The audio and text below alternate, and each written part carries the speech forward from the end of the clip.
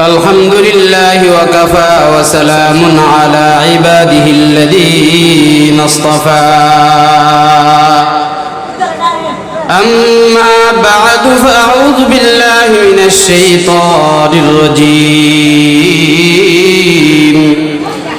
بسم الله الرحمن الرحيم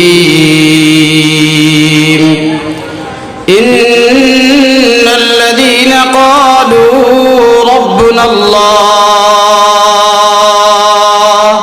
ثم استقاموا تتنزل عليهم الملائكة ألا تخافوا ولا تحزنوا وأبشروا بالجنة التي كنتم توعدون وقال رسول الله صلى الله عليه وسلم من قال لا إله إلا الله مخلصا بقلبه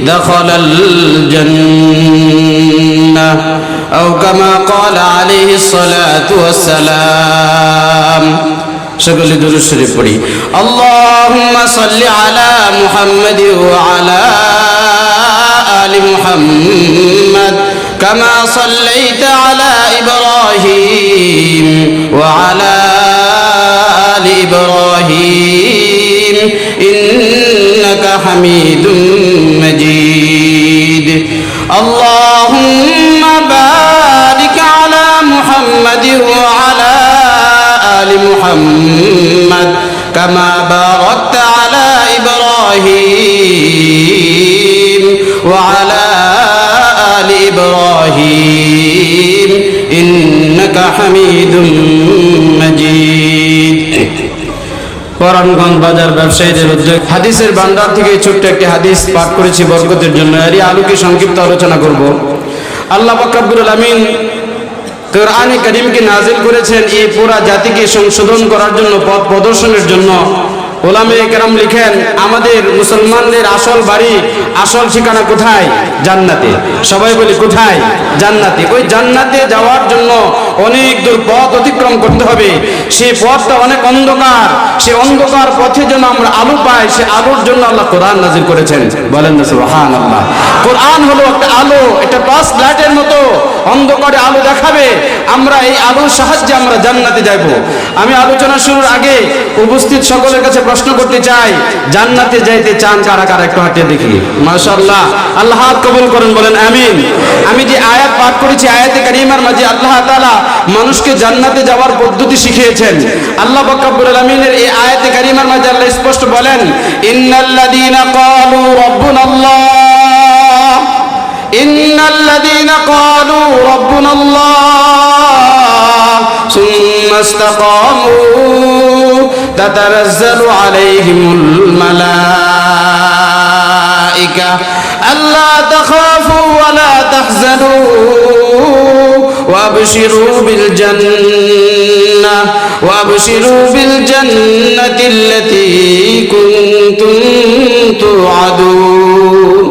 আল্লাহ পাক রব্বুল আলামিন কোরআনে কারীমের এই আয়াতে ঘোষণা করেন জান্নাতে যাওয়ার জন্য মানুষের দুইটি কাজ করতে হবে। ভালো করে খেয়াল করে শুনবেন। কয়টা কাজ?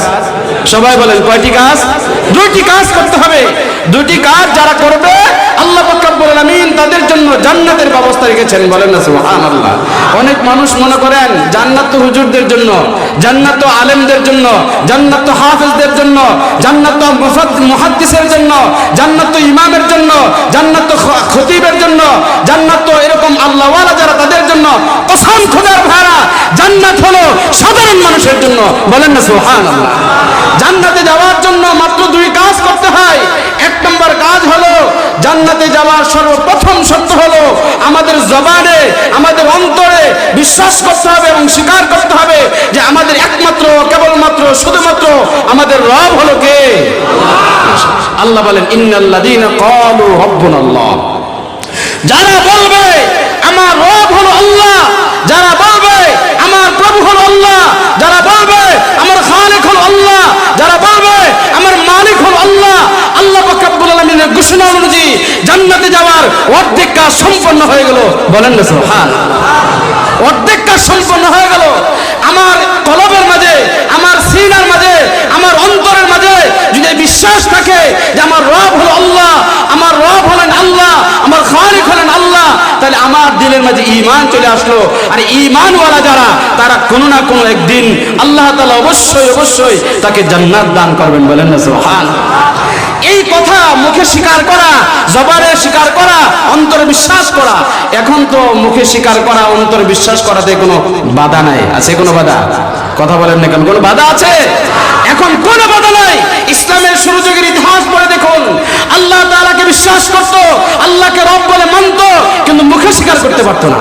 ছোট্ট একটা ঘটনা শোনাই, তাহলে আপনারা বুঝতে পারবেন ঈমানের কালিমা পড়ার পরে, ঈমানের চেতনা নিজের দিলে ধারণ করার পরেও তারা ঈমানকে প্রকাশ করতে পারতো না, জুলুম নির্যাতনের শিকার হতো। আল্লাহ রাসূল সাল্লাল্লাহু আলাইহি সাল্লামের সাহাবীদের মধ্য হতে একজন সাহাবীর নাম ছিল আব্দুল্লাহ জুল বিজদাইন রাদিয়াল্লাহু তাআলা আনহু। রাসূল করিম সাল্লাল্লাহু আলাইহি সাল্লামের অনেক সাহাবী ছিলেন যাদের নাম ছিল আব্দুল্লাহ, যেমন আব্দুল্লাহ ইবনে মাসউদ, আব্দুল্লাহ ইবনে জুবাইর, আব্দুল্লাহ ইবনে ওমর, এভাবে অনেক বড় বড় সাহাবীর নাম ছিল আব্দুল্লাহ। তাদের মধ্য থেকে একজনের নাম ছিল আব্দুল্লাহ জুল বিজদাইন রাদিয়াল্লাহু তাআলা। ইতিহাসের কিতাবে পাওয়া যায়, তারিখের কিতাবে পাওয়া যায়, এই আব্দুল্লাহ জুল বিজদাইন রাদিয়াল্লাহু তাআলা আনহুর আব্বা অত্যন্ত বড় ধনী মানুষ ছিলেন, অনেক প্রভাবশালী ছিলেন, বড় নেতা ছিলেন, বড় লিডার ছিলেন। তার এলাকার কোন মানুষ ইসলাম ধর্ম গ্রহণ করলেও এই আব্দুল্লাহর বাবার ভয় ইসলাম ধর্ম প্রকাশ করতে পারত না। কিন্তু আব্দুল্লাহ জুল বিজদাইন রাদিয়াল্লাহু তাআলা আনহু দেখলেন যে আমার বাবা নিজের হাতে মাটি দিয়ে মূর্তি বানা, এরপরে তাকে প্রভু মানে, তাকে ইবাদত করে, তার পূজা করে, তার উপাসনা করে, এটা আমার কোনো ক্রমে বুঝে আসছে না। আমার বাবা এই মূর্তির পূজা কিভাবে করে? মূর্তি তো তার রব হতে পারে না, হলে তো আমার বাবা এই মূর্তির রব হতে পারে। কথা বলেন ঠিক না ঠিক? কারণ মূর্তিরে তো বানাইছে আমার বাবা, মূর্তি তো আমার বাবার বানায় নাই।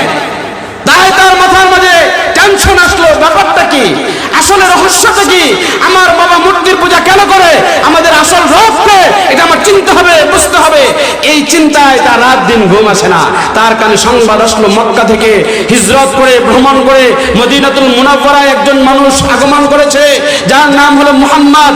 এই মুহাম্মদের আদর্শ হলো সে এক আল্লাহকে মানে, মুহাম্মদের আদর্শ হলো দুনিয়ার কোনো প্রভুকে মানে না, মুহাম্মদের আদর্শ হলো কোনো মূর্তিকে মানে না, মুহাম্মদের আদর্শ হলো কোন সূর্য পূজারীকে মানে না, চন্দ্র পূজারীকে মানে না, নক্ষত্র পূজারীকে মানে না, একমাত্র কেবলমাত্র শুধুমাত্র সে ইবাদত করে কার? আল্লাহ। আব্দুল্লাহ জুল বিজদাইন রাদিয়াল্লাহু তাআলা আনহু, তার মাথার মাঝে এই প্রশ্ন জেগেছে, আমার বাবা এই একটা মূর্তির পূজা করে, মূর্তি তো তার রব হতে পারে না। মুসলমানদের মধ্য হতে মুসলমানরা যেই নবীকে মানে, যেই নবীর মাধ্যমে আল্লাহ পাক রব্বুল আলামিন পৃথিবীর মানুষগুলিকে পথ প্রদর্শন করবেন, ওই নবী তো এক আল্লাহকে মানে। তার মনে মনে চিন্তা হলো আসলে রব তো হবে আল্লাহ। সে দীর্ঘদিন মুসলমানদের সাথে ওঠা বসা করে করে মুসলমানদের কৃষ্টি কালচার, মুসলমানের আদর্শ, মুসলমানের চিন্তা চেতনা তার মাথায় ধারণ করে সে একদিন আস্তে আস্তে মুসলমানদের কালিমা পড়ে, কালিমা শাহাদাত পড়ে ইসলাম ধর্ম গ্রহণ করে মুসলমান হয়ে গেছে। বলেন না সুবহানাল্লাহ। আব্দুল্লাহ জুল বিজদাইন রাদিয়াল্লাহু তাআলা আনহু মুসলমান হওয়ার পরে সারাদিন সে মুসলমানদের সাথে উঠা বসা করে, মুসলমানদের কোরআনের তিলাওয়াত শুনে, মুসলমানদের আদর্শের কথা শুনে, মুসলমানদের যে চরিত্র রয়েছে সেই চরিত্রের কথা শুনে, আর সে এভাবে ইসলাম ধর্মের প্রতি আরো বেশি করে মুগ্ধ হতে থাকলো। এভাবে ইসলাম ধর্মের প্রতি সে আরো যুক্ত থাকলো। সারাদিন ইসলাম ধর্ম নিয়ে সে চর্চা করে, আর সন্ধ্যাবেলায় সে বাড়িতে ফিরে আসে।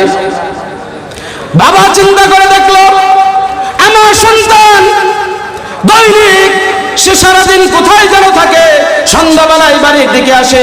আমার তো সন্দেহ হচ্ছে আমার সন্তান মনে হয় ভিন্ন কোনো ধর্ম গ্রহণ করে বিধর্মী হয়েছে। বলেন দেখি, দুনিয়ার কোন মানুষ জানুক আর না জানুক, সন্তানের চলাফেরা, সন্তানের গতি সবকিছু মা আর বাবা সবার আগে অনুধাবন করতে পারে। কথা বলেন ঠিক না বেঠিক? বাপ তো বাবাই, বাবা বুঝতে পেরেছে আমার সন্তান তো দেখা যায় লাঞ্ছিত হচ্ছে, তাদের দৃষ্টিতে তো লাঞ্ছিত, মনে হয় নতুন ধর্ম গ্রহণ করেছে। আজকে আমি তাকে জিজ্ঞাসা করব, সন্ধ্যাবেলায় যখন আব্দুল্লাহ জুল বিজদাইন রাদিয়াল্লাহু তাআলা আনহু বাড়ির দিকে আসতেছেন, বাড়ির গেটের কাছে আসলো, তখন আব্দুল্লাহ জুল বিজদাইন রাদিয়াল্লাহু তাআলা আনহু আব্দুল্লাহকে বলেন, আব্দুল্লাহ তুমি দাঁড়াও, দাঁড়াও। আব্দুল্লাহ জুল বিজদাইন রাদিয়াল্লাহু তাআলা আনহু বাড়ির গেটের বাইরে দাঁড়িয়ে গেলেন। আব্দুল্লাহ জুল বিজদাইন রাদিয়াল্লাহু তাআলা আনহুর আব্বা তাকে জিজ্ঞাসা করলেন, আব্দুল্লাহ সত্য কথা বলবে, তুমি নতুন কোন ধর্ম গ্রহণ করেছো নি, নতুন কোন আদর্শ গ্রহণ করেছো নি, সারাদিন তুমি কোথায় থাকো, তোমার চলাফেরা গতি তো ভালো দেখছি না। আব্দুল্লাহ জুল বিজদাইন রাদিয়াল্লাহু তাআলা আনহু তিনি মুসলমানদের আদর্শ গ্রহণ করেছেন। মুসলমানদের ইসলামের আদর্শ হলো সত্য কথা বলতে হয়, মিথ্যা বলা যায় না। আব্দুল্লাহ রাদিয়াল্লাহু তাআলা আনহু চিন্তা করলেন, যা হবে তো হবে, আমার উপর যত ধরনের জুলুম নির্যাতন হোক, আমার উপর যত ধরনের চাপ আসুক, আমি সত্য কথা বলতে দ্বিধা করব না। তার বাবাকে স্পষ্ট জানিয়ে দিলেন, হ্যাঁ আমার বাবা যান, শুনে রেখেন, আমি নতুন ধর্ম, ইসলাম ধর্ম, মুসলমানদের ধর্ম, মুহাম্মদের ধর্ম, ইসলাম ধর্ম গ্রহণ করে কালিমে শাহাদাত পড়ে আমি মুসলমান হয়ে গেছি। আব্দুল্লাহ জুল বিজদাইন রাদিয়াল্লাহু তাআলা আনহুর বাবার চেহারাটা লাল হয়ে গেল, চোখ দুটি বড় হয়ে গেল। এত বড় তোমার সাহস, আমার এলাকার কোন মানুষ ইসলাম ধর্ম গ্রহণ করার পরে সেটা প্রকাশ করার সাহস পায় না। যত বড় সে লিডার হোক, যত বড় দানবীর হোক, যত বড় শিল্পপতি হোক, আমার কাছে সে নতুন ধর্মের কথা প্রকাশ করতে পারে না। আর তুমি আমার সন্তান হয়ে, আমার কলিজার টুকরা হয়ে তুমি ইসলাম ধর্ম তো গ্রহণ করেছো, আবার সেটা আমার সামনে বুক ফুলে প্রকাশ করছো। এত বড় তোমার সাহস, এখন তুমি আমার বাড়ি থেকে বের হয়ে যাও, আমি তোমাকে ত্যায্যপুত্র করে দিলাম, আমার বাড়িতে তোমার কোনো জায়গা নাই। হয় ইসলাম ধর্ম ছাড়বে, নতুবা আমার বাড়ি ছাড়বে।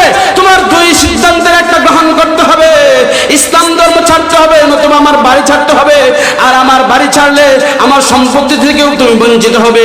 আমার সম্পত্তি তুমি পাবে না, জায়গা তুমি পাবে না, ব্যাংক ব্যালেন্স পাবে না, বাড়িঘর পাবে না, টাকা পয়সা পাবে না, সবকিছু থেকেই তোমাকে আমি বঞ্চিত করে দিব। আব্দুল্লাহ জুল বিজদাইন রাদিয়াল্লাহু তাআলা আনহু বাবার প্রশ্নের উত্তরে বললেন, ও আমার বাবা, শুনেন, আপনি আমার জন্মদাতা বাবা, আপনাকে আমি শ্রদ্ধা করি, সম্মান করি, আপনি আমার মাথার তাজ। তবে মনে রাখবেন, আপনাকে সম্মান করতে গিয়ে মৃত্যুর পরবর্তী জীবন জাহান্নামের আগুন আমি সহ্য করতে পারবো না, কবরের আযাব আমি সহ্য করতে পারবো না। আমি আপনাকে স্পষ্ট জানিয়ে দিয়েছি, আমি আপনাকে স্পষ্ট ঘোষণা করছি, আপনার বাড়িঘরের প্রয়োজন নাই, আপনার জমি জামার প্রয়োজন নাই, আপনার ব্যাংক ব্যালেন্সের আমার প্রয়োজন নাই।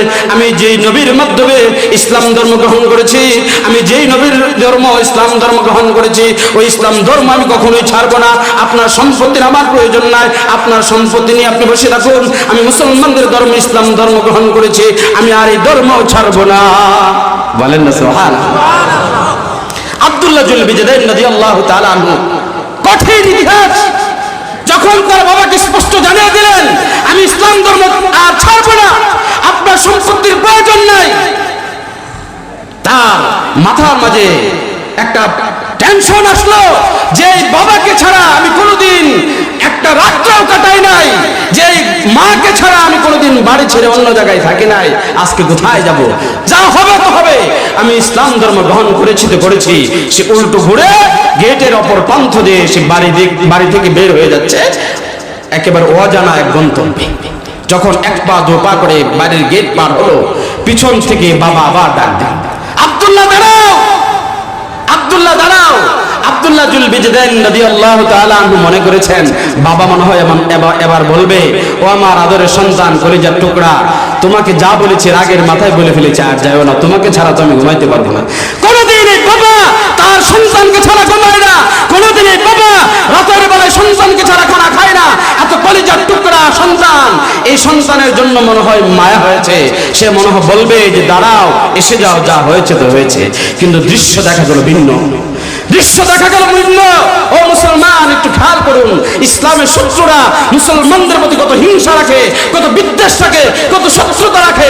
তার কলিজার টুকরা সন্তান ইসলাম ধর্ম গ্রহণের অপরাধে তাকে বললো, আব্দুল্লাহ তুমি যে আমার বাড়ি ছেড়ে যাচ্ছ যাও, তবে একটা কথা শুনে যাও, তোমার শরীরে যে জামা কাপড়গুলো আছে, তোমার পাঞ্জাবি পায়জামা, তোমার লুঙ্গি গেঞ্জি, এই কাপড়গুলো তোমার টাকা দিয়ে ক্রয় করা নয়, এটা আমার টাকা দিয়ে কিনা, আমার সম্পত্তি দিয়ে তুমি গ্রহণ করেছো। এই কাপড় চোপড়গুলো খুলে এরপর বাড়ি থেকে বের হয়ে যাও। আব্দুল্লাহ জুল বিজদাইন রাদিয়াল্লাহু তাআলা আনহু তিনি বলতে গেল। লাজুক প্রকৃতির এক সন্তান, কোনোদিন সে এরকম ভাবে উলঙ্গপনা বেহায়াপনা তার স্বভাবে নাই, কোনোদিন সে সতর ঢাকা পরিমাণ কাপড়টুকু সে খুলে নাই। এরকম একটা মানুষকে আজকে উলঙ্গ হতে বলা হচ্ছে। আবার উলঙ্গ হতে বলছে কে? কলিজার টুকরা সন্তানকে তার বাবা, জন্মদাতা বাবা বলছে তুমি উলঙ্গ হয়ে যাও। আব্দুল্লাহ জুলবি রাদিয়াল্লাহু তাআলা চোখ দুটি বন্ধ করলেন, চোখে ঝরঝর করে পানি পড়ছে। আল্লাহর কাছে দু হাত উঁচু করে গুনাহগারি শুরু করে দিয়েছেন। আল্লাহ, যে ইসলাম ধর্ম গ্রহণের কারণে আজ আমার উলঙ্গ হতে হচ্ছে, যে ইসলাম ধর্ম গ্রহণ করার কারণে আমার বিবস্ত্র হতে হচ্ছে, আমি সব হতে রাজি আছি, কিন্তু তোমার বানানো সেই জাহান্নামের আগুন আমি সহ্য করতে পারবো না। তুমি তো বলেছো ওয়াকুদুহান নাস ওয়াল হিজারা, জাহান্নামের আগুনকে জ্বালানো হবে মানুষ দ্বারা আর পাথর দ্বারা। এই মানুষ যেন আমি না হই, জাহান্নামের আগুন দাও ধাও করে জ্বলছে, এই জাহান্নামের আগুন আমি সহ্য করতে পারবো না, আমি উলঙ্গ হতে রাজি আছি। চোখ দুটি বন্ধ করে তার জামা কাপড়গুলো খুলতে শুরু করে দিল, আর বাবাকে সম্বোধন করে বলতে থাকলো আমার বাবা। আমার তো মনে হয় তখন আব্দুল্লাহ জুলবিজদান বলেছিলেন ঈমানের তাওহীদের সে এমন শক্তিদার অর্জন হয়েছিল। ও আমার বাবা, আপনি তো বলেছেন আমার জামা কাপড়গুলো খুলতে, আর যদি আপনি বলতেন আমার শরীরের চামড়াটা খুলে রেখে যেতে, আমার শরীরের গোশতটা খুলে রেখে যেতে, কারণ এই চামড়া গোশত এটা আপনার সম্পদ দেওয়া হয়েছে, তাহলে আমি আমার শরীরের চামড়াও খুলে যেতে রাজি আছিলাম।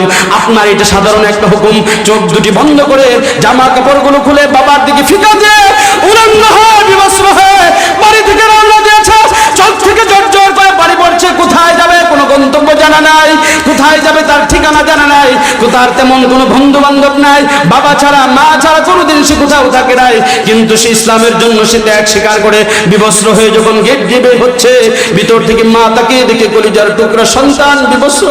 সবাই একজন আরেকজনের কষ্ট সহ্য করতে পারে, কিন্তু মা সন্তানের কষ্ট কখনো সহ্য করতে পারে না। সন্তান যতই খারাপ হোক, সন্তান যত কুশ্রী হোক, সন্তান যত বিশ্রী হোক, সন্তান যত অযোগ্য হোক, মা তার সন্তানকে বলতে পারে না, ঠিক না ঠিক?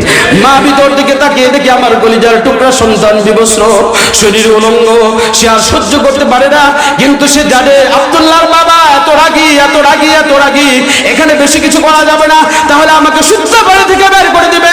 তাই ভিতর থেকে মা তার ওড়নাটা দিল, একটা ছোট্ট কাপড় দিল, কাপড়টা দূর থেকে গেট দিয়ে ফিকা দিয়ে বলল আব্দুল্লাহ, ও আমার কলিজার টুকরা সন্তান, তোমার জন্য আমি আর চেয়ে বেশি কোনো সহযোগিতা করতে পারলাম না। যাও যাও, আমার দেয়া কাপড়টা সম্বল করে তুমি তোমার ঠিকানা বেছে নাও। আব্দুল্লাহ জুলবিজদান রাদিয়াল্লাহু তাআলা আনহু তার মা দেয়া চাদরটা, মা দেয়া ওড়নাটা হাতে নিলেন, হাতে নেওয়ার পরে মাঝখান থেকে টান দিয়ে এই কাপড়টাকে দুভাগে ভাগ করলেন।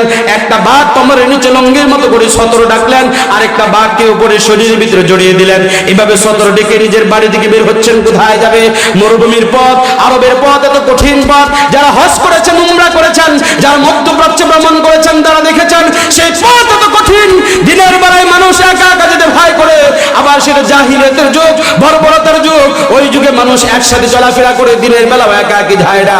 হিংস্র প্রাণীর ভয়, শত্রুর ভয়, এভাবে অনেক ভূমিদস্যুর ভয়, এভাবে ডাকাতের ভয়, ছিনতাইকারীর ভয়। কিন্তু আব্দুল্লাহ জুলবিজদান রাদিয়াল্লাহু তাআলা আনহু মার দেয়া দুই কাপড়কে সম্বল করে সে পথ রওনা দিল। কোথায় যাবে? চোখ দুটি বন্ধ করে দেখলেন, যার জন্য আমি বিবস্ত্র হলাম, যার জন্য আজ আমি সম্পদ হারা হলাম, যার জন্য আমি বাবা হারা হলাম, মা হারা হলাম, ওই সরদারে দুজাহা নামদার তাজেদের মদিনা হযরত মুহাম্মদ মুস্তাফা সাল্লাল্লাহু আলাইহি সাল্লাম বলেন আমার ঠিকানা, আমি সেই সোনার মদিনায় চলে যাব। চোখ দুটি বন্ধ করে এক পা দু পা করে মদিনার পথে রওনা দিলেন। আল্লাহ তাআলার নাম নিয়ে সে রওনা শুরু করে দিলেন, সন্ধ্যাতে রওনা দিলেন। সারা রাত ব্যাপী একা একা সে পথ অতিক্রম করেছেন। মার দেওয়া কাপড়কে সম্বল করে জীর্ণ শীর্ণ কাপড় নিয়ে সে মদিনার পথে রওনা করেছেন। আল্লাহ পাক রব্বুল আলামিনের কাছে এই দৃশ্যটা এত পছন্দ হয়েছে, এত পছন্দ হয়েছে। আল্লাহ পাক রব্বুল আলামিন জিবরিল আমিনের মাধ্যমে বিশ্বনবী সরদারে দুজাহা আকায়ে নামদার তাজেদের মদিনা হযরত মুহাম্মদ মুস্তাফা সাল্লাল্লাহু আলাইহি সাল্লামকে জানিয়ে দিলেন, ও আমার হাবিব, আমার এক প্রিয় বান্দা, আপনার এক উম্মত আপনার হাতে হাত রাখার জন্য মুসলমান হয়েছে, আপনার সাথে দেখা করার জন্য রওনা দিয়েছে। আপনি তাকে ইস্তিকবাল করে অভ্যর্থনা জানিয়ে গ্রহণ করে নিন। বলেন না সুবহানাল্লাহ। বিশ্বনবীর উপর ওহী নাযিল হলো, আমার এই প্রিয় বান্দাকে গ্রহণ করে নিন। আল্লাহর এই বান্দা সারা রাত ব্যাপী ভ্রমণ শুরু করেছে। এই মরুভূমির পথ অতিক্রম করে সারা রাত শীতের রাত্রিতে কন করে শীতের রাত্রিতে শরীর থেকে এভাবে শরীরের প্রত্যেকটি পশম সে দাঁড়িয়ে গেছে, এত কষ্ট করে এত পরিশ্রম করে জীর্ণ শীর্ণ অবস্থায় সেই সোনার মদিনার মসজিদে নববীতে হাজির। বলেন না সুবহানাল্লাহ। মদিনাতুল মুনাওয়ারার মসজিদে নববীতে নবী আলাইহিস সালাতু ওয়াস সালাম ফজরের নামাজের ইমামতি করলেন। সাহাবায়ে কেরাম হলেন মুসল্লি, বিশ্ব নবী হলেন ইমাম। ইমামতি করার পরে ডান দিকে সালাম ফিরালেন আসসালামু আলাইকুম ওয়া রাহমাতুল্লাহ, বাম দিকে সালাম ফিরালেন আসসালামু আলাইকুম ওয়া রাহমাতুল্লাহ। আর সুন্নত অনুযায়ী নবীর আদর্শ অনুযায়ী তিনি মুসল্লিদের দিকে ফিরে উল্টা দিকে ফিরে বসলেন। বসার পরে সাহাবায়ে কেরামদেরকে বললেন, ও আমার প্রিয় সাহাবীরা, শোনো শোনো, আল্লাহর এক বান্দা ইসলাম ধর্ম গ্রহণ করে সে আমার দিকে আসতেছে, তোমরা যাও যাও তাকে গ্রহণ করো। মুসল্লিদের মধ্যে আবু বকর রয়েছে, ওমর রয়েছে, উসমান রয়েছে, আলী রয়েছে, বড় বড় সাহাবী। তার আশ্চর্য, কে আসতেছে তাকে ইস্তেকবাল করতে হবে। সাহাবায়ে কেরাম পিছন দিক তাকিয়ে দেখেন মসজিদে নববীর গেট দিয়ে একটা জীর্ণ শীর্ণ মানুষ প্রবেশ করছে। বোঝাই যাচ্ছে অনেক পথ অতিক্রম করে সে এসেছে। শরীরের মাঝে দুটি কাপড়, একটা কাপড়কে লঙ্গির মতো করে রেখেছে, আরেকটা কাপড় এরকম জামার উপর গায়ের উপর জড়িয়ে দিয়েছে। সাহাবায়ে কেরাম দৌড়ে গেলেন, দৌড়ে গিয়ে আব্দুল্লাহ জুলবিজদান রাদিয়াল্লাহু তাআলা আনহুকে আলিঙ্গন করলেন, তাকে ইস্তেকবাল করে নবী আলাইহিস সালাতু ওয়াস সালামের সামনে এনে বসিয়ে দিলেন। নবী আলাইহিস সালাতু ওয়াস সালামের হাঁটুর সাথে হাঁটু রেখে আব্দুল্লাহ জুলবিজদান হাঁটু করে বসে গেলেন। নবী আলাইহিস সালাতু ওয়াস সালাম আবার আব্দুল্লাহকে বলে, আব্দুল্লাহ কি ব্যাপার, তোমার কি হয়েছে? আল্লাহ তাআলা তোমার কথা আমাকে জানিয়ে দিয়েছে, তোমার কি ঘটনা আমাকে জানাও, আমি তো জানি না, আমি তো আলিমুল গায়ব না। নবী কোনোদিন গায়েব জানে না, আল্লাহ যতটুকু জানান ততটুকু জানে, ঠিক না ঠিক? আল্লাহ যতটুকু জানান ততটুকু জানে, তার চেয়ে বেশি নয়। ওই অতএব যারা বলে আল্লাহর রাসূল গায়েব জানে, তারা ভুল কথা বলে। গায়েব একমাত্র কেবলমাত্র শুধু জানেন কে? আল্লাহই গায়েব জানে, দুনিয়ার কোন মানুষ গায়েব জানে না, নবীও জানে না। নবীকে আল্লাহ যতটুকু জানান ততটুকু জানে। নবী বলেছেন, আমি তো জেনেছি তোমাকে ইস্তেকবাল করতে, আমি বুঝেছি তুমি একজন বিশেষ মানুষ, তোমার ঘটনা তো আমি জানি না, খুলে বলো। আব্দুল্লাহ জুলবিজদান রাদিয়াল্লাহু তাআলা আনহু রাসূল করিম সাল্লাল্লাহু আলাইহি সাল্লামকে পেয়ে আনন্দের অশ্রু ঝরতে শুরু করলো, কান্না শুরু করে দিল। ইয়া রাসূলুল্লাহ, ইয়া হাবিবাল্লাহ, ইয়া রাসূলুল্লাহ, ইয়া হাবিবাল্লাহ, আমি কি বলবো? আমার বাবা আমাকে আদর করতে, এত যত্ন করতো। আমার বাবা আমাকে নিয়ে বাজারে যেত, আমার যেই কাপড় পছন্দ হতো, যেই দোকানের কাপড় পছন্দ হতো, দোকানের সব কাপড় কিনে নিত। আমার যে খাবার পছন্দ হতো, ওই দোকানে সব খাবার কিনে নিত। আমার বাবা আমার জন্য পরিমাণ কাপড়ের ব্যবস্থা করেছে। আমার পুরান কাপড় দ্বারা এলাকার প্রত্যেকটা গরিব সন্তানের কাপড়ের ব্যবস্থা হয়ে যেত। সেই আদরের সন্তানটাকেও আমার বাবা ত্যায্য করেছে, তাকে তার বাড়ি থেকে তাড়িয়ে দিয়েছে। অপরাধ কি জানেননি? অপরাধ হলো ইসলাম ধর্ম, মুসলমানের ধর্ম, আপনার ধর্ম, এই ইসলাম ধর্ম গ্রহণ করার কারণে আজ আমাকে ত্যায্য করেছে। ত্যায্য করেছে, আমার কোনো আফসোস নাই, আমার জমি জমার প্রয়োজন নাই, আমার ঘরবাড়ির প্রয়োজন নাই, আমার দালান কোঠার প্রয়োজন নাই, কিন্তু আমার একটা ইজ্জত আছে, আমার একটা সম্মান আছে। আমি কোনোদিন অঙ্গ হই নাই, আমি কোনোদিন বিবস্ত্র হই নাই। আজ আমার বাবা আমার উলঙ্গ হতে বলেছে। আমার তো মনে হয়েছে যে আকাশ ভেঙে মাথায় পড়েছে, আমি উলঙ্গ হয়েছি, আমি বিবস্ত্র হয়েছি। আমার কাপড় চোপড়গুলো বাবার দিকে ফিকা দিয়েছে, আর মা আমাকে ছোট্ট একটা কাপড় দিয়েছে, কাপড়টাকে দুটি টুকরা করেছে। এটাকে আরবিতে বলা বিজাদেন। বিজাদেন শব্দের অর্থ হলো দুই টুকরা, এই জন্য তার নামই হয়েছে আব্দুল্লাহ জুলবিজদান, দুই টুকরা বলা আব্দুল্লাহ। বলেন সুবহানাল্লাহ। রাসূল করিম সাল্লাল্লাহু আলাইহি সাল্লাম আব্দুল্লাহ জুলবিজদান রাদিয়াল্লাহু তাআলা আনহুর ঘটনা শুনছেন, তার বাস্তব ঘটনা, কোন রূপকথার গল্প নয়, বাস্তব ঘটনা শুনছেন, চোখে জর্জর করে পানি পড়ছে। রাসূল কাঁদে, আমার এক উম্মত, আমার এক উম্মত, আমার এক সাহাবী ইসলাম ধর্ম গ্রহণ করার কারণে মুসলমানরা তার সাথে, ইহুদিরা, খ্রিস্টানরা, মূর্তি পূজারীরা তার সাথে এই আচরণ করেছে, এটা সহ্য করার মতো নয়। চোখ দিয়ে জর্জর করে পানি পড়ছে। আব্দুল্লাহ জুলবিজদান কাঁদে, রাসূল কাঁদে। রাসূলের কান্নার চোটে মসজিদে নববীর উপস্থিত সমস্ত সাহাবায়ে কেরামের মাঝে কান্নার রোল পড়ে গেল, সকলে কান্না শুরু করে দিল। রাসূল করিম সাল্লাল্লাহু আলাইহি সাল্লাম আব্দুল্লাহকে বলেন, আব্দুল্লাহ আর সামনে বেরো না, তোমার এই কষ্টকর ঘটনা আমি আর শুনতে পারছি না, আমি আর সহ্য করতে পারছি না। আজকে থেকে তুমি কোনোদিন এই কথা মনে করবে না, আমার বাবা নাই, আমার মা নাই, মনে রাখবে আমি বিশ্ব নবী, আমি মুহাম্মদ তোমার হলাম বাবা। বলেন না সুবহানাল্লাহ। তুমি আমার সন্তান, তুমি আমার রূহানি সন্তান, তুমি আমার প্রিয় সাহাবী। আর আমার প্রিয় সাহাবী যারা যারা বাবা মা ছেড়ে, সন্তান সন্ততি ছেড়ে, বিবি বাচ্চা ছেড়ে আমার দরবারে চলে আসে, তাদের জন্য আমি একটা জায়গা বরাদ্দ করেছি, এটাকে বলে আসহাবে সোফা। যারা মদিনায় গিয়েছেন তারা দেখেছেন, মদিনার মসজিদে নববীর পাশে একটু উঁচু জায়গা রয়েছে, রেলিং দেওয়া আছে। ওই জায়গাটায় আল্লাহর প্রিয় সাহাবী, আল্লাহ রাসূলের প্রিয় সাহাবী যারা সংসার ত্যাগ করে, সন্তান সন্ততি ছেড়ে দিয়ে, বিবি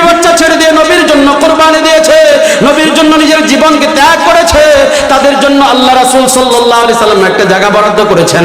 তারা এখানে পড়ে থাকতেন, রাত দিন নবীর হাদিস শুনতেন, রাতের বেলায় আল্লাহকে ডাকতেন, রাত দিন নবীর হাদিস শুনতেন, খানা আসলে খাইতেন, না আসলে না খেয়ে পড়ে থাকতেন। আবু হুরায়রা রাদিয়াল্লাহু তাআলা আনহু বলেন, আমিও সেই আসহাবে সুফার সদস্যদের একজন, আমিও একজন ছিলাম। এমন হতো একদিন, 2 দিন, 3 দিন অতিবাহিত হতো, আমার পেটে কোনো খাবার নাই, খাবার না থাকার কারণে ক্ষুধার যন্ত্রণায় ছটফট করে চিল্লাইতে থাকতাম। সাহাবায়ে কেরাম মনে করতাম আমার মির্কি রোগ হয়েছে, আমার নাকের উপর জুতা শুনতো, কিন্তু আমি জানি আবু হুরায়রার পেটে খাবার নাই, কিন্তু লজ্জায় আমি কখনো বলি নাই আমার খাবার নাই। আল্লাহ রাসূলের চেহারার দিকে তাকিয়ে থাকতাম, আমার দুঃখ কষ্ট ভুলে যেত, দুঃখ কষ্ট আমার ভুলে যেতাম আমি। আর রাতের বেলায় আল্লাহ রাসূল সাল্লাল্লাহু আলাইহি সাল্লামের নির্দেশনা অনুযায়ী আমি আমার রবকে ডাকতাম। আল্লাহ রাসূল সাল্লাল্লাহু আলাইহি সাল্লাম আব্দুল্লাহ জুল বিজদান রাদিয়াল্লাহু তাআলা আনহুকে বললেন, ও আব্দুল্লাহ, তুমি আমার এই প্রিয় সাহাবীদের তালিকাভুক্ত হয়ে যাও, তুমি আমার প্রিয় সাহাবীদের দলভুক্ত হয়ে যাও, তুমি এখানে থাকবে, আমার কাছে থাকবে, আমার পক্ষ থেকে যে যা খাবার আসে খাবে, সারাদিন আমার কথা শুনবে, আর রাত পরে তুমি তোমার রবকে ডাকবে। বলেন না সুবহানাল্লাহ। আব্দুল্লাহ জুল বিজদান রাদিয়াল্লাহু তাআলা আনহু দিনের বেলায় নবীর হাদিস শুনেন, আর রাতের বেলায় যায় নামাজ বিছে, রাকাতের পরে রাকাত, রাকাতের পরে রাকাত নামাজ পড়তে থাকে, কোরআন তিলাওয়াত করে, আর দুহাত উঁচু করে তার রবকে ডাকে, আল্লাহ আল্লাহ আল্লাহ আল্লাহ আল্লাহ। সারা রাত আল্লাহকে ডাকে, আল্লাহর নাম ডাকার মধ্যে যে কি মজা। দুনিয়ার মানুষও আমার ভাইরা, পরাণগঞ্জের ব্যবসায়ী ভাইরা, আপনি ব্যবসা করছেন, করেন, সেই ব্যবসা করার সময় আপনি আপনার রবকে ডাকতে পারেন, আপনি আপনার দোকানে বসে বসে তাসবিহ জপতে পারেন। মনে রাখবেন, আল্লাহকে জবার দ্বারা যদি আপনার জবানটা তরতাজা হয়ে যায়, আপনি কামিয়াব হয়ে যাবেন। আল্লাহ তাআলা আপনার কথা শুনবেন, আল্লাহ তাআলা আপনার সব চাওয়া পূর্ণ করবেন। হর ঘড়ি দেনে কে তো তৈয়ার হ্যায়, हर घड़ी देने के तो तैयार है, जो न मांगे उससे तू बेजार है। আল্লাহ তাআলা তো সব সময় দেওয়ার জন্য তৈরি হয়ে আছে। ও গুনাহগার, ও দুনিয়ার অভাবী, ও দুনিয়ার বিপদগ্রস্ত, দুনিয়ার কোন মানুষের কাছে চাইতে হবে না, তুমি আমার রবের কাছে চাও, আমি আল্লাহর কাছে চাও, আমি তোমার সব চাওয়া পূর্ণ করব। हर घड़ी সব সময় हर घड़ी देने के तो तैयार है। হাকিমুল উম্মত মুজাদ্দিদি মিল্লাত শাহ আশরাফ আলী থানভী রাহমাতুল্লাহ আলাইহি কবিতা বানিয়েছেন, আল্লাহ তাআলা তো বড় মহান সত্তা, তিনি সব সময় দেওয়ার জন্য তৈরি হয়ে আছেন। जो न मांगे उससे तू बेजार है। আল্লাহর কাছে যে চায় না তার প্রতি আল্লাহ বেজার। আল্লাহ বলেন, ও পরাণগঞ্জের ব্যবসায়ী, ও এলাকার সাধারণ মানুষ, তুমি গুনাহ করেছো, অন্যায় করেছো, দুনিয়ার কোন মানুষের কাছে লজ্জিত হওয়ার প্রয়োজন নাই। আমি আল্লাহর কাছে আসো, আমার কাছে বলো, আমি আল্লাহ সদাই তোমার চাওয়া পূর্ণ করার জন্য তৈরি হয়ে আছি। হাদিসে এসেছে, আল্লাহ তাআলা যখন গভীর রজনী হয়, দুনিয়ার আকাশে অবতীর্ণ হয়ে দুনিয়ার গুনাহগারগুলোকে ডাকতে থাকে, আলা মিন মুস্তাগফিরিন ফাগফির আলা, আলা মুস্তারজিকিন ফারজুকহু, আলা মুবতালান ফাওয়াফিয়াহু ফি, আলা কাদা হাত্তা ইয়াতলু আল ফজর। আল্লাহ পাক রব্বুল আলামিন গভীর রজনীতে যখন রাতের 2/3 অতিবাহিত হয়ে যায়, শেষ রাত হয়ে যায়, আল্লাহ পাক রব্বুল আলামিন দুনিয়ার আকাশে কুদরতিভাবে অবতীর্ণ হয়ে দুনিয়ার গুনাহগারগুলোকে ডাকে, ও গুনাহগার, তুমি গুনাহ করেছো, কোনোদিন নামাজ পড়ো নাই, রোজা রাখো নাই, হজ করো নাই, যাকাত দাও নাই, দাড়ি রাখো নাই, লম্বা জামা পরিধান করো নাই, ও যুবক ভাইরা, মোবাইল টিপে সময় নষ্ট করেছো, জিনা করেছো, ব্যভিচার করেছো, ইফতিজিন করেছো, বেপরদা করেছো, কোনো অসুবিধা নাই, যতই গুনাহ করেছো তুমি মনে করেছো আল্লাহ বুঝি আমাকে ক্ষমা করবে না, আল্লাহ আমাকে মাফ করবে না। না না, ও গুনাহগার, আল্লাহ তাআলা তোমাকে ডাকে, ও গুনাহগার, তুমি যত গুনাহ করেছো অসুবিধা নাই, আমার কাছে আসো। ইয়া আইয়ুহাল্লাযীনা আসরাফু আলা আনফুসিহিম লা তাকুনাতু মির রাহমাতিল্লাহ ইন্নাল্লাহা ইয়াগফিরুয যুনুবা জামিআ। আল্লাহ বলতে থাকে, ও গুনাহগার, তুমি গুনাহ করেছো, মাথা থেকে নিয়ে পা পর্যন্ত শুধু অন্যায় আর অন্যায়, অপরাধ আর অপরাধ, মাথা দ্বারা গুনাহ করেছো, চোখ দ্বারা করেছো, নাক দ্বারা করেছো, জবান দ্বারা করেছো, কান দ্বারা করেছো, হাত পা দ্বারা গুনাহ করেছো, জীবনের শুরু থেকে নিয়ে পর্যন্ত শুধু অন্যায় আর অন্যায়, অপরাধ আর অপরাধ। এমন কোন অন্যায় নাই যা তুমি করো নাই, এমন কোন অপরাধ নাই যা তুমি করো নাই। অপরাধ করতে করতে তোমার জীবনটা শেষ করে দিয়েছো। ওয়াজ শুনতে মন চায় না, তিলাওয়াত শুনতে মন চায় না, মসজিদে যাইতে মন চায় না, এমনি ভাবে দুনিয়ার কোনো ভালো জিনিস আমার কাছে ভালো লাগে না। তারপরে যদি আপনার কোনো সময় কোনো আলেমের কথা শোনার পরে, কোরআনের কথা শোনার পরে, হাদিসের কথা শোনার পরে আপনার মনটা নরম হয়ে যায় আর আপনি আল্লাহর দিকে দুহাত উঁচু করে একবার বলতে পারেন, আল্লাহ আমি যা করেছি, অন্যায় করেছি, অপরাধ করেছি, আর করবো না।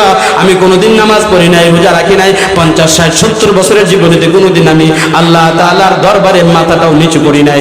এত অপরাধ করেছেন আপনি, যদি শুধু অন্যায় করেছেন, আল্লাহর সাথে শরীক করেন নাই, যদি আল্লাহর সাথে শরীকও করেন, আল্লাহকে গালি দিয়ে থাকেন, নবীকে গালি দিয়েও থাকেন, এরপরে মনটা নরম হয় আর তওবা করে রবের দিকে দু হাত উঁচু করে আল্লাহকে একবার ডাকতে পারেন।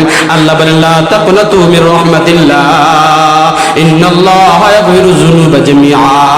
ও গুনাহগার, তোমার গুনাহ যদি আসমান জমিনের ফাঁকা জায়গা ভরপুর করে ফেলে, তোমার গুনাহ যদি সমুদ্রের ফেনার চেয়ে বেশি হয়ে যায়, তোমার অপরাধ যদি পুরো এলাকার সমস্ত মানুষের চেয়ে বেশি হয়ে যায়, দুনিয়ার কোনো মানুষের সামনে যেতে হবে না, তোমার গুনাহগুলোকে আমি আল্লাহর সামনে পেশ করো, দু চোখ বন্ধ করে আমি আল্লাহর দিকে দু হাত উঁচু করে একবার আমি আল্লাহকে ডাকো, আমি আল্লাহ পাক রব্বুল আলামিন তোমার জিন্দেগীর পিছনের সমস্ত গুনাহ খাতাগুলোকে মাফ করে দেব।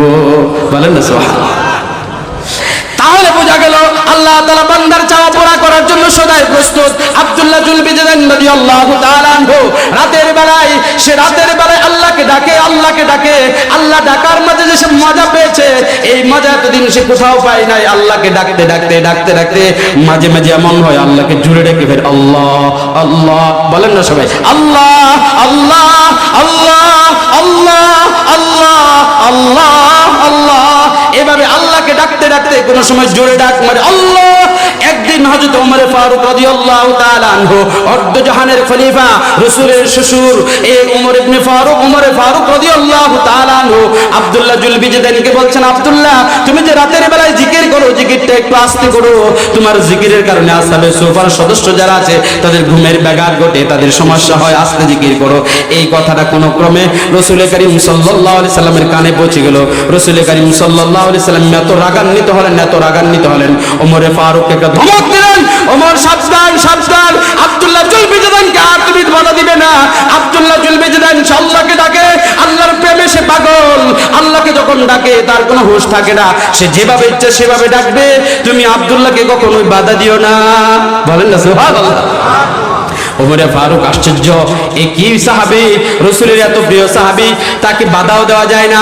আব্দুল্লাহ জুলবিজদান রাদিয়াল্লাহু তাআলা আনহু রাসূলের চেহারার দিকে তাকিয়ে থাকে, সারাক্ষণ দিনের বেলায় নবীর চেহারার দিকে তাকিয়ে রাতের বেলায় আল্লাহকে ডাকে। এভাবে তার দিনকাল অতিবাহিত হচ্ছে। একদিন বিশ্ব নবী সরদারে দু জাহান নামদার তাজেদের মদিনা হযরত মুহাম্মদ মুস্তাফা সাল্লাল্লাহু আলাইহি সাল্লাম যুদ্ধে যাওয়ার জন্য তৈরি গ্রহণ করলেন। সাহাবায়ে কেরামদেরকে বললেন, ও আমার প্রিয় সাহাবীরা, তৈয়ারি গ্রহণ করো, যুদ্ধে অংশগ্রহণ করতে হবে, জিহাদ করতে হবে। সাহাবায়ে কেরাম তৈয়ারি নিলেন। আবু বকর, ওমর, উসমান, আলীর মতো বড় বড় সাহাবী, নবী আলাইহিস সালাতু ওয়াস সালামের সফর সঙ্গী, সবাই যখন গাট্টি গোল করছে, গাট্টি গোছাচ্ছে, আব্দুল্লাহ জুলবিজদান রাদিয়াল্লাহু তাআলা আনহু তাকে দেখেন নবী আলাইহিস সালাতু ওয়াস সালামের সাহাবীরা এভাবে নিজের গাট্টিগুলো তৈরি করছে, কোথায় যাওয়ার জন্য সফরে তৈয়ারি নিচ্ছে। রাসূল করিম সাল্লাল্লাহু আলাইহি সাল্লামকে আব্দুল্লাহ জুলবিজদান জিজ্ঞাসা করলেন, ইয়া রাসূলুল্লাহ, ইয়া হাবিবাল্লাহ, আপনি কোথায় যাবেন? রাসূল করিম সাল্লাল্লাহু আলাইহি সাল্লাম বলেন, আমার আব্দুল্লাহ, শুনো, আমরা এক জিহাদে যাব, তোমার সেখানে যাওয়ার প্রয়োজন নাই, তুমি যুদ্ধের কোনো কৌশল জানো না, যুদ্ধের অস্ত্র তোমার কাছে নাই, তুমি এখানে থাকো, এখানে জিকির করো। আব্দুল্লাহ জুলবিজদান রাদিয়াল্লাহু তাআলা নূর চোখ দিয়ে জড়জড় করে পানি পড়তে শুরু করলো। আব্দুল্লাহ বলে, ইয়া রাসূলুল্লাহ, ইয়া হাবিবাল্লাহ, যেই রাসূলের জন্য আমি বাবা ছেড়েছি, যেই রাসূলের জন্য আমি মা ছেড়েছি, যেই রাসূলের জন্য আমি সম্পদ ছেড়েছি, সেই রাসূলকে ছেড়ে আমি একাকে বসে থাকতে পারবো না, আমি আপনার সাথে যাব, আমাকে নিয়ে যান। আমার অস্ত্র না থাকুক, আপনার গায়ে যদি তীর আসে, আপনার গায়ে যদি কোনো আঘাত আসে, আমার দেহটা পেতে দিয়ে ডাল হয়ে আমি আপনার শরীরকে হেফাজত করবো। বলেন না সুবহানাল্লাহ। আমাকে নিয়ে যান, আমিও যাব, আমিও যাব। আব্দুল্লাহ জুলবিজদানের আবেদন নবী আলাইহিস সালাতু ওয়াস সালাম ফালতে পারেনি। আল্লাহ রাসূল সাল্লাল্লাহু আলাইহি সাল্লাম আব্দুল্লাহ জুলবিজদানকে বললেন, আব্দুল্লাহ, ঠিক আছে, তৈয়ারি গ্রহণ করো, তুমি আমার সাথে জিহাদে যাবে। রাসূল করিম সাল্লাল্লাহু আলাইহি সাল্লামের সাথে সমস্ত সাহাবীরা যারা ছিল যুদ্ধে যাওয়ার জন্য সকলে নবীর সাথে রওনা দিলেন। দূরের পথ অতিক্রম করেছেন। এখনকার মতো আগের যোগাযোগ ব্যবস্থা তো ভালো ছিল না, বিমান, হেলিকপ্টার নাই, বাস, ট্রাক নাই, ঘোড়া, উট বা পাইদল হেঁটে হেঁটে যেতে হয়। অনেক দূর অতিক্রম করে রওনা দিয়েছেন জিহাদের জন্য। সারাদিন হেঁটে হেঁটে হেঁটে হেঁটে রওনা রওনা দিয়েছেন। দিতে দিতে এক প্রান্ত এক পর্যায়ে যাওয়ার পরে সন্ধ্যা হয়েছে। সন্ধ্যা যখন ঘনিয়ে আসলো, নবী আলাইহিস সালাতু ওয়াস সালাম সাহাবায়ে কেরামদেরকে বললেন, ও আমার প্রিয় সাহাবীরা, আজকে রাত্রটা আমরা এখানেই কাটাবো, তোমরা প্রত্যেকে নিজ নিজ তাবু স্থাপন করে এখানেই তোমরা রাত্রি যাপন করো, সকাল বেলায় আমরা বাকি পথ অতিক্রম করব। রাসূল করিম সাল্লাল্লাহু আলাইহি সাল্লাম যখন বললেন সবাই তাবু করো, সব সাহাবীরা তাদের যে তাবু ছিল, ত্রিপাল ছিল, ত্রিপালটা নিয়ে তাবু স্থাপন করলেন। রাসূল করিম সাল্লাল্লাহু আলাইহি সাল্লাম তাবু স্থাপন করলেন। আবু বকর, ওমর, উসমান, আলী তার সাথে স্থাপন করলেন। আব্দুল্লাহ জুল বিজদান রাদিয়াল্লাহু তাআলা আনহুর তাবুটা একটু দূরে হলো, দূরের জায়গাতে তিনি তাবু স্থাপন করলেন।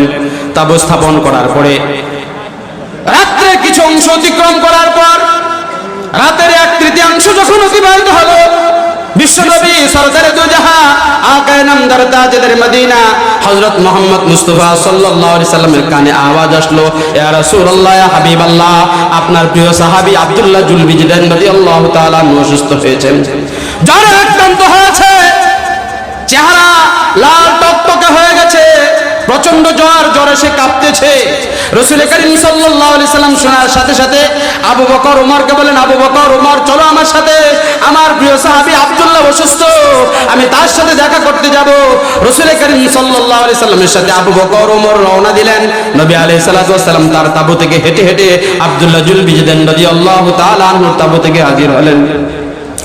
আব্দুল্লাহ জুল বিজদান রাদিয়াল্লাহু তাআলা আনহুর তাবুতে হাজির হওয়ার পরে দেখতে পেলেন আব্দুল্লাহ কাঁপতেছে।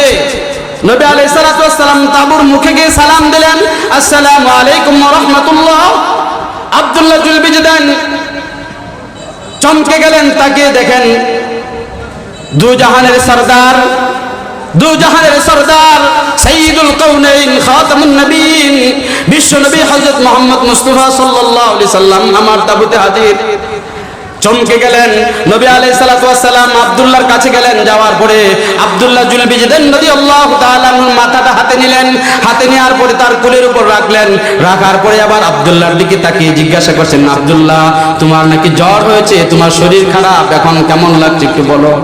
আব্দুল্লাহ জুল বিজদান রাদিয়াল্লাহু তাআলা আনহুর চোখ দিয়ে জ্বর জ্বর করে পানি পড়ছে, কথা বলতে পারে না, কান্না করছেন আর বলছেন, ইয়া রাসূলুল্লাহ, ইয়া হাবিবাল্লাহ, আমার যখন জ্বর উঠেছিল আমার প্রথমে বেশি খারাপ লাগেনি, কিন্তু জ্বরটা যখন প্রচন্ড হলো, বিষয় একেবারে বেশি জ্বর শুরু হয়ে গেল, তীব্র গরমে আমি আক্রান্ত হলাম, তখন আমার মনে এমন একটা কথা আসলো, যখন আমি ছোট্ট ছিলাম আমার একবার জ্বর হয়েছিল, জ্বর হওয়ার সাথে সাথে বাবা আমার জন্য দৌড়ে একজন দুইজন নয় একাধিক ডাক্তার নিয়ে এসেছিল, আর আমার মা আমার পাশে বসে বসে, আমার শয়নের পাশে বসে বসে আমার মাথায় জল পড়তে দিচ্ছিল। কি অপরাধ করলাম, কি অপরাধ করলাম, আমার জন্মদাতা বাবা আমাকে চিনে না, আমার জন্মদাতা মা আমাকে বলে গেছে আজকে আমি জ্বরে আক্রান্ত হয়তো আমি মারা যাব, কিন্তু আমার বাবা খবর নেয় না, আমার মা খবর নেয় না। অপরাধ কি ইসলাম ধর্ম গ্রহণ করেছি, এত খারাপ লেগেছিল, এত খারাপ লেগেছিল, নিজেকে কোনোভাবে বরদাস্ত করতে পারছিলাম না। কসম খোদার, আপনি বিশ্বাস করুন, আপনি যখন আমার ঘরে আসলেন, আপনি যখন আমার তাবুতে আসলেন, আর আপনার পায়ের উপর, আপনার এই রানের উপর যখন আমি মাথা রাখতে পারলাম, দুনিয়ার সব কষ্ট আমি ভুলে গেছি, আমার দিলটা ভরে গেছে, আমার মনে হয় আমার চেয়ে সুখী আর কোনো মানুষ দুনিয়াতে নাই। নবী আলাইহিস সালাতু ওয়াস সালাম আব্দুল্লাহর দিক তাকিয়ে আছে, আব্দুল্লাহর চোখ দিয়ে ঝরঝর করে পানি পড়ছে। আব্দুল্লাহর কথা শোনার পরে রাসূল করিম সাল্লাল্লাহু আলাইহি সাল্লামের চোখ দিয়েও ঝরঝর করে পানি পড়তে শুরু করেছে। বলেন না সুবহানাল্লাহ। আব্দুল্লাহ কাঁদে, রাসূল কাঁদে, দুজন কান্নাকাটি করছে, কোনো কথা নাই, আওয়াজ নাই, কিন্তু চোখের পানি যেন দীর্ঘশ্বাস ফেলে অনেক গভীরের কথা শুরু করে দিয়েছে। প্রাণের মানুষ দুজন একে অপরের দিকে তাকিয়ে আছে, রাসূল কাঁদে, আব্দুল্লাহ কাঁদে, আব্দুল্লাহ কাঁদে, রাসূল কাঁদে। কিছুক্ষণ পর আব্দুল্লাহ জুল বিজদান রাদিয়াল্লাহু তাআলা আনহু জোরে একটা শ্বাস টান দিলেন, এমন জোরে শ্বাস টান দিলেন, একটা শরীর টানা দিলেন। টানা দেওয়ার পরে নবী আলাইহিস সালাতু ওয়াস সালাম নিচের দিকে তাকিয়ে দেখেন আব্দুল্লাহ জুল বিজদান রাদিয়াল্লাহু তাআলা আনহুর চোখ দুটি বন্ধ হয়েছে। আব্দুল্লাহ জুল বিজদান রাদিয়াল্লাহু তাআলা আনহুর চোখ দিয়ে আর পানি পড়ে না, তার চোখ দুটি বন্ধ হয়েছে। আল্লাহ তাআলা তাকে ডেকে নিয়েছেন, তার ইন্তেকাল হয়েছে, মৃত্যুবরণ করেছে। আব্দুল্লাহ তো আর কাঁদে না, কিন্তু রাসূল করিম সাল্লাল্লাহু আলাইহি সাল্লামের চোখের পানি তো আর বন্ধ হয় না, আগের চেয়ে আরো কান্নার পরিমাণ বেড়ে গেল। আব্দুল্লাহর চোখ তো বন্ধ হয়েছে, নবীর চোখের অশ্রু যেন আগের চেয়ে বেশি বইতে শুরু করলো, নবী কান্না করা শুরু করলেন, হিসকি শুরু হয়ে গেল। সাহাবায়ে কেরাম নবী আলাইহিস সালাতু ওয়াস সালামের পাশে যারা ছিল তারাও কান্না শুরু করে দিলেন। সাহাবায়ে কেরাম নবী আলাইহিস সালাতু ওয়াস সালামকে বলেন, ইয়া রাসূলুল্লাহ, ইয়া হাবিবাল্লাহ, আব্দুল্লাহ তো মারা গেছে, এবার কি করব? রাসূল করিম সাল্লাল্লাহু আলাইহি সাল্লাম আব্দুল্লাহ জুল বিজদান রাদিয়াল্লাহু তাআলা আনহুকে গোসল দেওয়ার জন্য অর্ডার দিলেন। সাহাবায়ে কেরামদেরকে বললেন তাকে গোসল দাও। গোসল দেওয়ার পরে তার কাফনের কাপড় পরিধান করাবে। সাহাবায়ে কেরাম তাকে গোসল দিলেন। সুন্দর করে গোসল দেওয়ার পরে তার পরনে যখন সাদা কাফনের কাপড় নিয়ে আসলেন পরানোর জন্য, এবার বিশ্ব নবী সরদারে দুজাহা কায়নামদার তাজেদের মদিনা হযরত মুহাম্মদ মুস্তাফা সাল্লাল্লাহু আলাইহি সাল্লাম আব্দুল্লাহ জুল বিজদানের গায়ের উপর যখন সাদা কাপড় রাখতেছে, তখন রাসূল বললেন, ও আমার সাহাবীরা, সাবধান সাবধান, তার গায়ে সাদা কাপড় পরাবে না, তার গায়ে সাদা কাফনের কাপড় পরবে না। দুনিয়ার মানুষগুলোর কাছে আমি নজির রেখে দিতে চাই, দুনিয়ার মানুষের কাছে আমি ইতিহাস গান করতে চাই, ইসলামের জন্য যে ত্যাগ করেছে, ইসলামের জন্য যে কোরবানি করেছে, ইসলামের জন্য যে বিবস্ত্র হয়েছে, তার গায়ে সাদা কাফনের কাপড় পরবে না, তার গায়ে সাদা কাফনের কাপড় উঠবে না। আমার শরীরের যে চাদরটা আছে চাদর নিয়ে যাও, এই চাদর দ্বারা তার কাফনের ব্যবস্থা করে দাও। বলেন না সুবহানাল্লাহ। সাহাবায়ে কেরাম আশ্চর্য হয়ে গেলেন, এ কত ভাগ্যবান সাহাবী, তার গায়ে নবীর চাদর। আর যারা আমরা হাদিস পড়েছি আমরা জানি নবী আলাইহিস সালাতু ওয়াস সালাম এমন একজন মানুষ ছিলেন, নবীর প্রস্রাবের মাঝে সুঘ্রাণ ছিল, নবীর পায়খানার মাঝে সুঘ্রাণ ছিল, নবীর থুতুর মাঝে সুঘ্রাণ ছিল, নবীর চুল নিয়ে সাহাবায়ে কেরাম কারাকারি করত, নবীর হুজুর পানি নিয়ে কারাকারি করত। আল্লাহ রাসূল সাল্লাল্লাহু আলাইহি সাল্লামের চেহারা থেকে নিয়ে শরীরের প্রত্যেকটা অঙ্গ প্রত্যঙ্গের মাঝে এমন ঘ্রাণ দিয়েছিলেন, এমন ঘ্রাণ দিয়েছেন, মেশকে আম্বর, এর চেয়ে মেশকে আম্বর সেখানে ফেল। নবীর ঘামটা দুর্গন্ধ হতো না, নবীর প্রস্রাবটা দুর্গন্ধ হতো না, নবীর পায়খানা দুর্গন্ধ হতো না, নবীর শরীরটার মাঝে শুধু সুঘ্রাণ আর সুঘ্রাণ। সাহাবায়ে কেরাম বলতেন, নবী যদি এক রাস্তাতে যেতেন, আধা ঘন্টা পরে আমরা বুঝতে পারতাম এই রাস্তা দিয়ে নবী অতিক্রম করেছে, তার গায়ের মাঝে এমন সুঘ্রাণ ছিল। এবার বুঝুন দেখি, এবার বলুন দেখি, যেই নবীর গায়ের মাঝে দীর্ঘদিন চাদর রয়েছে, সেই চাদরের মাঝে কি গান থাকবে? আল্লাহ রাসূল সাল্লাল্লাহু আলাইহি সাল্লাম তার গায়ের চাদরটা দিয়ে দিলেন। সাহাবায়ে কেরাম রিদওয়ানুল্লাহি তাআলা আলাইহিম আজমাইন এই চাদর দ্বারা তার কাফনের কাপড় পরাইলেন। সাহাবায়ে কেরাম নবীকে জিজ্ঞাসা করলেন, ইয়া রাসূলুল্লাহ, ইয়া হাবিবাল্লাহ, আপনার গায়ের চাদর কেন দিলেন? ও আমার সাহাবীরা, শুনো শুনো শুনো, ইসলামের জন্য সে বিবস্ত্র হয়েছে, ইসলামের জন্য সে উলঙ্গ হয়েছিল, তাই তার পুরস্কার স্বরূপ আমি দুনিয়াতেই তাকে একটা কাপড় দিয়েছি, এমন কাপড় দিয়েছি, কবরে যখন ডাকবে ফেরেশতারা জিজ্ঞাসা করবে, কি ব্যাপার, তোমার গায়ে সাদা কাপড় কেন নাই? ফেরেশতারা বুঝবে, একজন আরেকজনের সাথে বলাবলি করতে থাকবে, আল্লাহ তাআলা জানিয়ে দিবেন, ও আমার ফেরেশতারা, সাবধান সাবধান, তার গায়ে থেকে কিসের ঘ্রাণ আসছে তোমরা দেখো না। আমার হাবিব সরদারে দুজাহা আকায়ে নামদার তাজেদের মদিনা হযরত মুহাম্মদ মুস্তাফা সাল্লাল্লাহু আলাইহি সাল্লামের চাদর তার গায়ে আছে, সাবধান, তাকে বেশি সওয়াল জব করবে না, তার জন্য নাজাতের ব্যবস্থা করে দাও। বলেন না সুবহানাল্লাহ। সাহাবায়ে কেরাম নবীর চাদর দ্বারা তার কাফনের ব্যবস্থা করলেন।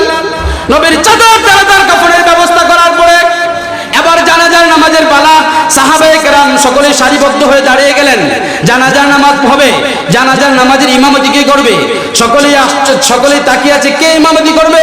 রাসূল করিম সাল্লাল্লাহু আলাইহি সাল্লাম তাকিয়ে দেখতেছেন দৃশ্য, এক এক সাহাবী সামনে যেতে চায়, ভাগ্যবান সাহাবীর ইমাম আমি হব।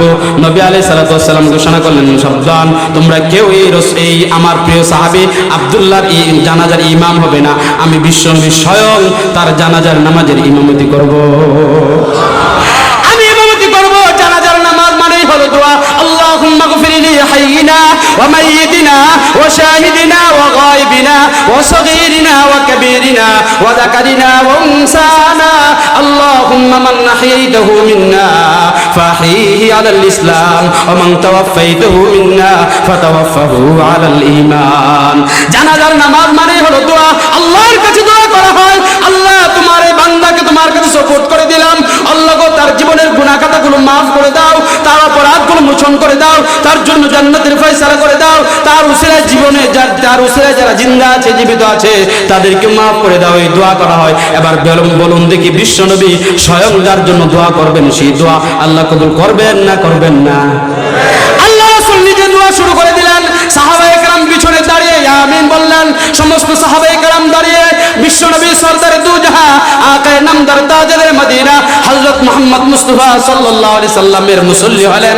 নবী আলাইহিস সালাতু ওয়াস সালাম জানাজার নামাজ পড়ার পরে সাহাবায়ে কেরাম তার লাশ নিয়ে কাড়াকাড়ি শুরু করলেন, কে বহন করবে? যারা মদিনায় গিয়েছেন, যারা মক্কায় গিয়েছেন, দেখেছেন মদিনার মসজিদে নববীর পাশে যে কবরস্থান রয়েছে জান্নাতুল বাকি, হজের মৌসুমে প্রত্যেক নামাজের পরে একাধিক মানুষের জানাজা হয়। জানাজার পরে লাশ নিয়ে যখন এই কবরস্থানের দিকে যাওয়া হয়, জান্নাতুল বাকির দিকে যাওয়া হয়, সাহাবী এখানে হাজী সাহেবরা দৌড়াদৌড়ি শুরু করে দেয় এই লাশটা কাঁধে বহন করার জন্য। কারণ জান্নাতুল বাকিতে যারা দাফন হয়, জান্নাতুল বাকি নামক কবরস্থানে যাদের সমাধি হয়, তারা ভাগ্যবান, তারা জান্নাতি। এই জন্য অনেক হাজিরাই দেখবেন এই লাশ নিয়ে এখানে লাশ বহন করার জন্য তারা দৌড়াদৌড়ি শুরু করে। আল্লাহ তাআলা সেই জায়গাটা রেখেছেন বরকতময় জায়গা। আল্লাহ তাআলা আপনাদের সবাইকে সেই মসজিদে নববী নবীর রওজার পাশে দাঁড়িয়ে নবীকে সালাম দেওয়ার তৌফিক দান করুন, বলেন আমিন। আল্লাহ তাআলা সব পারেন, মনের মাঝে তামান্না রাখুন, মনের মাঝে আবেগ রাখুন আমি মদিনায় যাব, মনের মাঝে আবেগ রাখুন আমি বাইতুল্লাহ যাব।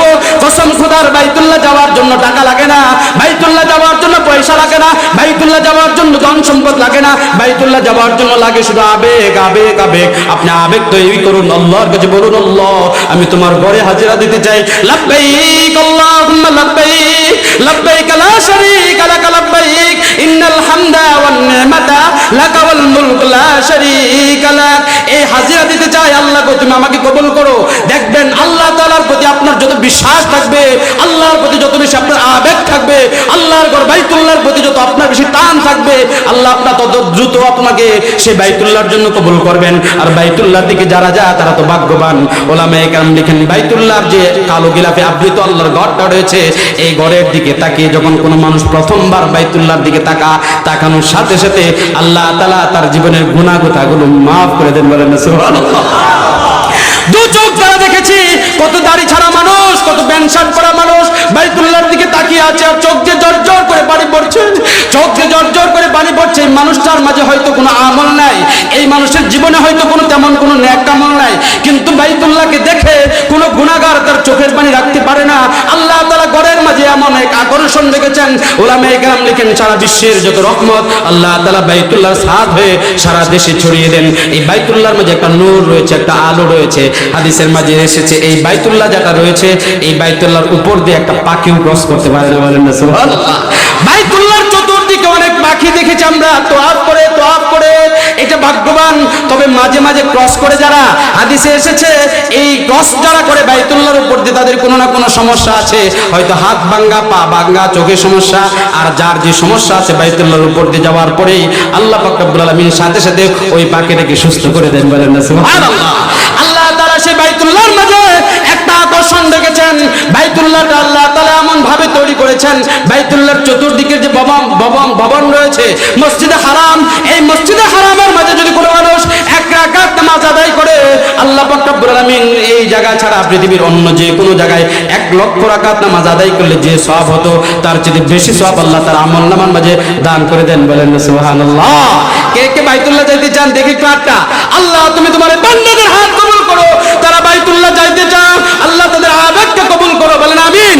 আমার ভাইরা, আব্দুল্লাহ জুলবিজাদান রাদিয়াল্লাহু তাআলা আনহু, তার জানাজা শেষ হয়েছে, এবার তার জানাজার তার যে লাশটা রয়েছে, লাশ বহন করে কবরে নামানো হবে। সাহাবায়ে কেরাম এই লাশ বহন শুরু করে দিলেন। সবাই কাঁধে নিতেছেন বরকতের জন্য, সবাই কাঁধে নিতেছেন বরকতের জন্য, কিন্তু কবরে নামবে কে নিয়ে? আল্লাহ রাসূল সাল্লাল্লাহু আলাইহি সাল্লাম সাহাবায়ে কেরামদেরকে বললেন, আবু বকর, উমর, শোনো, তোমরা আব্দুল্লাহ জুলবিজাদানের লাশকে নিয়ে কবরে নামবে না। আব্দুল্লাহ জুলবিজাদান রাদিয়াল্লাহু তাআলা আনহু, তার লাশ আমি রাসূল নিজে হাতে বহন করে তাকে কবরস্থ করব, বলেন না সুবহানাল্লাহ।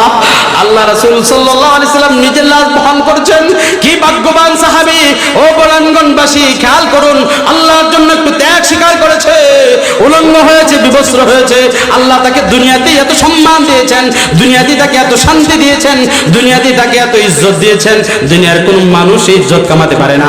অত ইজ্জু মান তাশা ওয়া তুযিল্লু মান তাশা বিয়াদিকাল খায়র।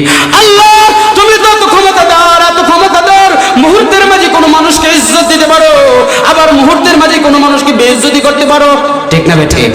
মুহূর্তের মাঝে তুমি একজন মানুষকে ধনী বানাতে পারো, মুহূর্তের মাঝে আবার তাকে গরিব বানাতে পারো, মুহূর্তের মাঝে একজন মানুষকে সুস্থ করতে পারো, মুহূর্তের মাঝে আবার একজন মানুষকে অসুস্থ করতে পারো। ও আমার ভাইরা, যারা ব্যবসা করছি, বাণিজ্য করছি, যারা দিনমজুরি করছি, রিক্সা চালাচ্ছি, গাড়ি চালাচ্ছি, ও আমার চাকরিজীবী ভাই ও কৃষিজীবী ভাইরা, মনে রাখবেন দুনিয়ার যে যে পেশায় নিয়োজিত আছেন সে পেশা আদায় করুন, কোনো সমস্যা নাই। কিন্তু আল্লাহ তাআলা যখন আপনাকে ডাকবে, আল্লাহ ডাকে কিন্তু সাড়া দিতে হবে। দুনিয়ার মানুষ জানে না আল্লাহ তাআলা কখন ডাকে। মনে রাখবেন বনানগঞ্জ বাজারের মাঝে, বাজারের ওই প্রান্তে এক মসজিদ, এই প্রান্তে আরেক মসজিদ, একটু দূরে আরেক মসজিদ, ঠিক না বেঠিক? এই মসজিদের মিনারা থেকে আজানের আওয়াজ আসে, হাইয়া আলাস সালাহ, হাইয়া আলাস সালাহ, হাইয়া আলাল ফালাহ, হাইয়া আলাল ফালাহ। ও দুনিয়ার মানুষেরা, আসো আসো, নামাজে আসো, নামাজে আসো। মনে রাখবেন এই বাজারের মসজিদ থেকে আজানের যে আওয়াজ আসছে, আজানটা মুয়াজ্জিনের নয়, শব্দটা মুয়াজ্জিনের নয়, শব্দটা হলো কার? আল্লাহর। শব্দটা শুধু উচ্চারণ করছে মুয়াজ্জিন। যেমন আমি মাইকে কথা বলছি, মাইকের আওয়াজ অনেক দূর যাচ্ছে, যেখানে মাইকের আওয়াজ যাচ্ছে সে আওয়াজটা কিন্তু মাইকের নয়, আওয়াজটা কিন্তু আমার। কথা বলেন ঠিক না ঠিক? উলামায়ে কেরাম লিখেন, মসজিদের মিনারা থেকে যে আজানের আওয়াজ আসে, যে ডাকটা আসে, নামাজের দিকে আসো, কল্যাণের দিকে আসো, এই ডাক মূলত মুয়াজ্জিন দিচ্ছে না, এই ডাক দিচ্ছে মূলত কে? আল্লাহ আপনাকে ডাকছে, হাইয়া আলাস সালাহ, হাইয়া আলাস সালাহ। ও আমার প্রিয় বান্দা, আসো নামাজে, আসো নামাজে আসো। আল্লাহ ডাকছেন, এরপর আল্লাহ ডাকে সাড়া দিচ্ছেন না। আজকে যদি চেয়ারম্যান আপনাকে ডাকতো, এমপি আপনাকে ডাকতো, মন্ত্রী আপনাকে ডাকতো, একজন উপদেষ্টা আপনাকে ডাকতো, প্রধান উপদেষ্টা আপনাকে ডাকতো, দুনিয়ার সব কিছু ছেড়ে কাপড় চোপড় নিয়ে রওনা দিতেন, ঠিক না ঠিক? দুনিয়ার মানুষ আল্লাহকে চিনলেন না, আল্লাহকে চিনলেন না। আল্লাহ ডাকছেন, হাইয়া আলাস সালাহ, হাইয়া আলাস সালাহ, নামাজে আসো, নামাজে আসো, হাইয়া আলাল ফালাহ, হাইয়া আলাল ফালাহ, কল্যাণের দিকে আসো, কল্যাণের দিকে আসো। কসম খোদার, আপনি যে ব্যবসা করছেন, আপনি যে দোকানদারি করছেন, আপনার দোকান যদি আজানের পরে বন্ধ করে দেন, নামাজের জন্য দোকান বন্ধ করে যদি নামাজে চলে আসেন, কসম খোদার আপনি লিখে রাখবেন, আপনার ব্যবসায় কোনোদিন লস হবে না, আপনি ব্যবসায় কোনোদিন ঠকবেন না, আপনি কোনোদিন দড়া খাইবেন না, আপনি কোনোদিন ধোঁকা খাবেন না। মনে রাখবেন আল্লাহ তাআলা দেনেওয়ালা হলেন কে? সম্পদ বানানেওয়ালা কে? ধনী বানানেওয়ালা কে? আল্লাহ ডাকেন, আল্লাহ ডাকেন, আলা মিন মুস্তাগফিরিন ফাগফির লা, আলা মুস্তারজিকিন ফারজুকহু। ও রিজিকের সন্ধানী, ও ভাবি, ও টাকা পয়সার প্রয়োজনওয়ালা, দুনিয়ার কোন চেয়ারম্যান মেম্বারের কাছে যেতে হবে না, দুনিয়ার কোন মানুষের কাছে যেতে হবে না, দুনিয়ার কোন শিল্পপতির কাছে যেতে হবে না। কসম খোদার, আমি আল্লাহর কাছে বলো, আমি আল্লাহর কাছে বলো, আমি তোমার সব রিজিকের ব্যবস্থা করে দিব। বলেন না সুবহানাল্লাহ। কসম খোদা,